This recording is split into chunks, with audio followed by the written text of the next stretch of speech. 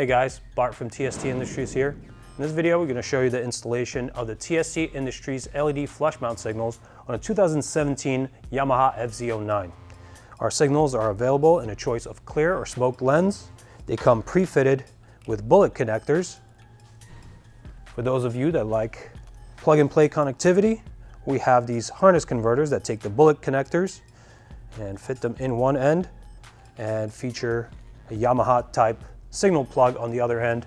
So all you'll have to do is connect this up, get it into your OEM harness plug, and that'll be that. Our signals have 12 bright LED lights in each capsule and really do a nice job of cleaning up the front end by removing this big old pumpkin type incandescent light signal and putting on these nice lower profile, still bright signals. The installation is pretty simple. A couple parts need to be taken off and then remounted. I'll show you all the steps, so follow along and let's have some fun. So in the first step, we will be removing this component here to expose our plugs and be able to unplug our signal. I'm using a 4mm Allen to remove this screw here. And then there will be 2 push fasteners on the inside.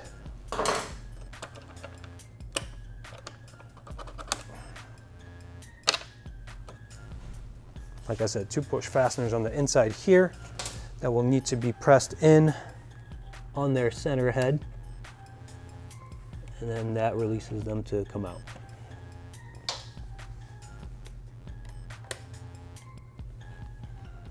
Once those are out, we can disengage the front of this component, and then here in the back there is a slide that comes out, and there's a centrally located friction fastener that has a stud that goes into a rubber grommet that just pulls away, and we have now exposed all the wiring here. You can locate this plug. This is your left signal plug. When you turn it around, you'll see this lock component. Pry away on it and disengage the male plug from the female. And now we just need to release it from its routing. Once you push away all of these wires, this wire just comes out and now wraps around back here, and now we have it on this side.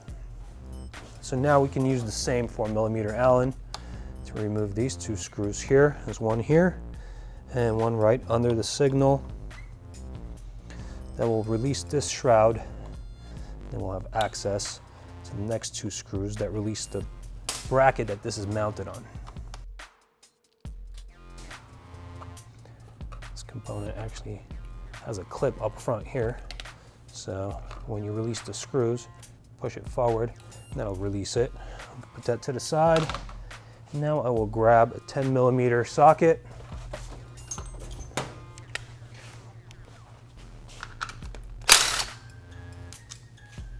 And I'll remove these 2 screws, and that will enable me to take off this whole component and have access to the signal.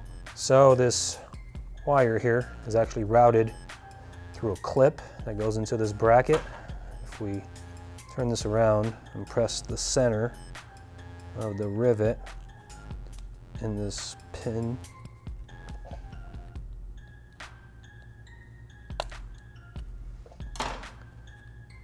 this just comes out and is ready to accept our aftermarket wire. And we have your typical mounting features for a Yamaha type signal. You just pry this plastic insert out of the rubber boot, and then you just grasp your signal, twist and pull, and it's that easy. It just comes out like that. I'll show you guys again with this whole thing out for clarity. When this boot, this flexible boot, is in through the bracket, and jammed in place with this plastic piece. It has no way to come out. So there are these windows here that you just have to get around this jamming piece that comes out. And now as you turn this, this deforms and enables you to take it out. All right, so I'll just pop this back in place, put it to the side, and we will start mounting our TST Industries signals. For this installation, I've chosen the clear ones. I'm going to put them through. This bracket mounts this way, so they have to go on the outside of this. And I will grab one of these large flange nuts. These signals also come with these spacers for this installation. They are not needed. Those are mostly for 09 to 14 R1s and some other vehicles as well. We will not be using them in this installation. So this nut goes on flange first, and we'll get it down to the bottom here. And I will get the thread started.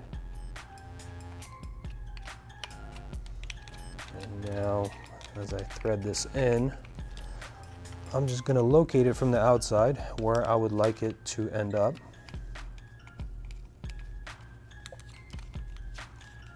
And just tighten it in that place.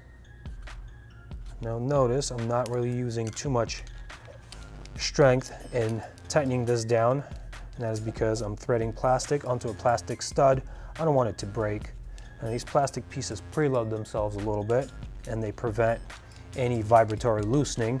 So you don't really need to really jam them on. If you do, you run the risk of actually damaging the signal. So don't go beyond, just maybe a quarter turn past bottom. Now I will wrap this wire around this way and get that routing clip back in. And now we are ready for our signal converters. Now this is an additional piece that doesn't come with these signals by default, but we sell more of these combination kits than just the signals by themselves. And this is because this makes it so much simpler to install on these bikes, and most people choose to spend the extra $5. If you want to cut up your OEM signals and splice in, that's cool. We like to do it this way, and I'll show you how to wire it up. On these you actually have 3 wires because the OEM plug on these bikes is a 3-position plug.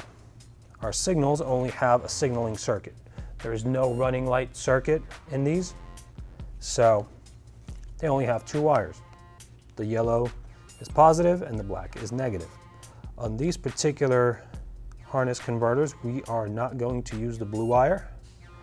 We are going to do red to black and brown to yellow. All right, now these are insulated connections, but these little boots have a tendency to move, and if they slip off and touch your frame or any grounded component on your bike or the other bullet connectors, you run the risk of popping a fuse or rendering some other electrical device inoperable. So I'm going to get them in place and then lock them by using some electrical tape. That way we don't run the risk of killing off fuses, making wonky electrical problems,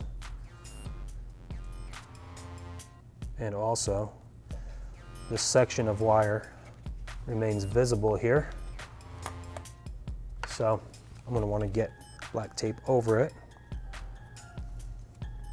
and make it look neat.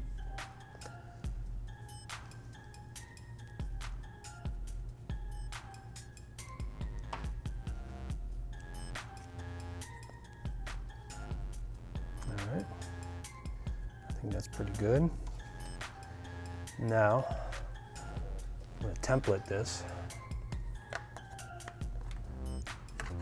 So our signal goes here. I have to run this wire up and behind like the OEM setup ran. It's posing a challenge right now, so I'm going to get this bracket on, get these screws on by hand so that it supports itself, and continue with the routing.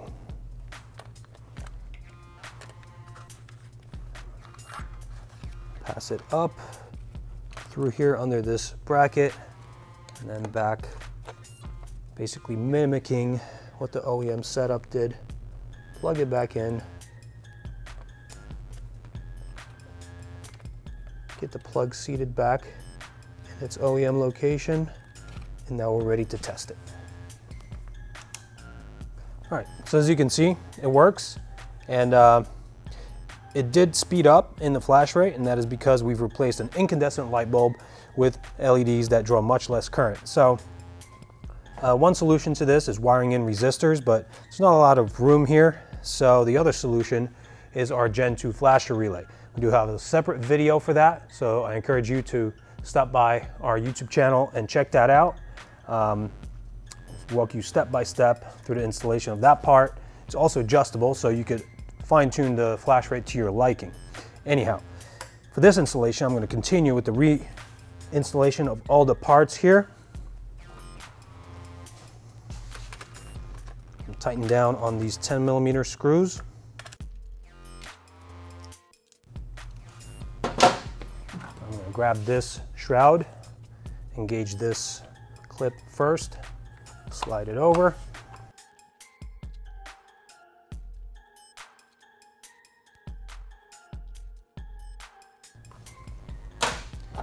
Now we can replace the upper component.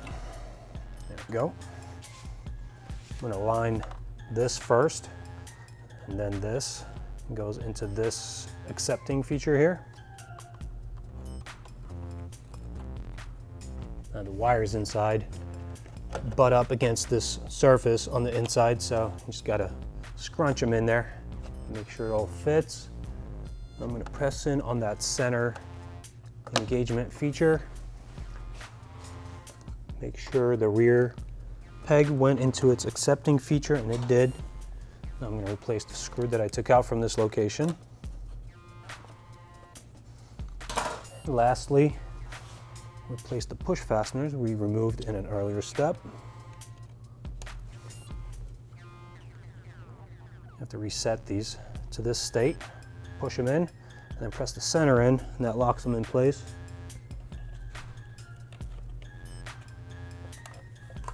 And voila, this side's ready. I'm gonna hop on over to the other side and continue this installation.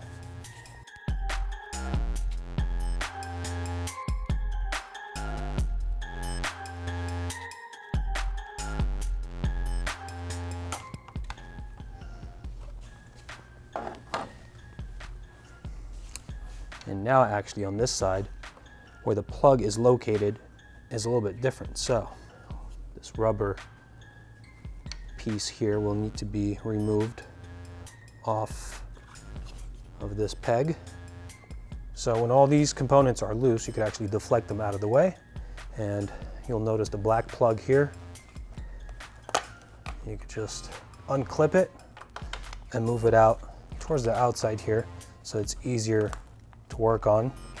And just like we did on the other side, we will pry up on the locking feature and withdraw the male. And now we'll need to unroute the male, and on this side it's a little bit more convoluted. All right, so as you can see, I'm grasping the male end of the plug, and the wire goes behind all of these components. So I'm gonna attempt to get that out from its routing.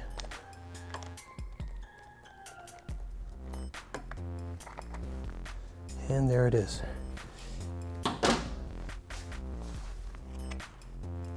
Now I can get it through the back and back around here. We'll be able to drop this whole system down and remove our signal.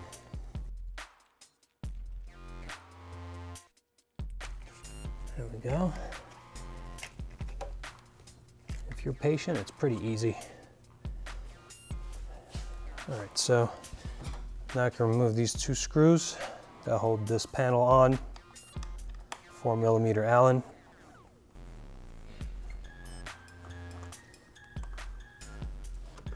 And from this point forward, I'm just repeating the steps from the other side, so I'm gonna skip the commentary.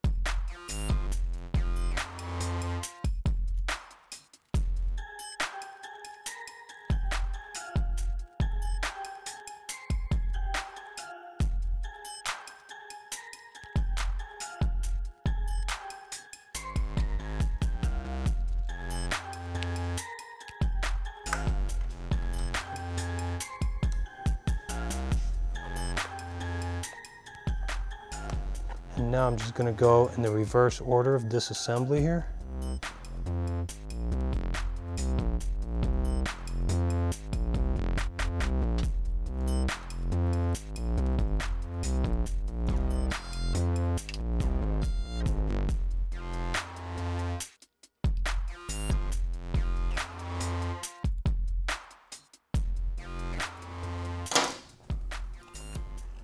There's this one routing clip here on the overflow for the radiator that I removed earlier.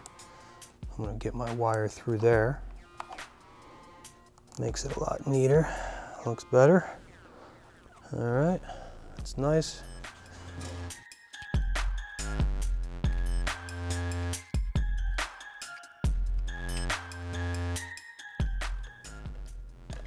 All right. I think that's it. Let's test it one more time. Right side works, left side works. Did a good job here. Hope you guys enjoyed this video, found it helpful, and consider checking out these parts on tstindustries.com. We have these as well as other parts for this bike, so we invite you over there. And if you're watching this on YouTube, please hit that subscribe button. We come out with brand new videos all the time. Chances are we will have something that interests you.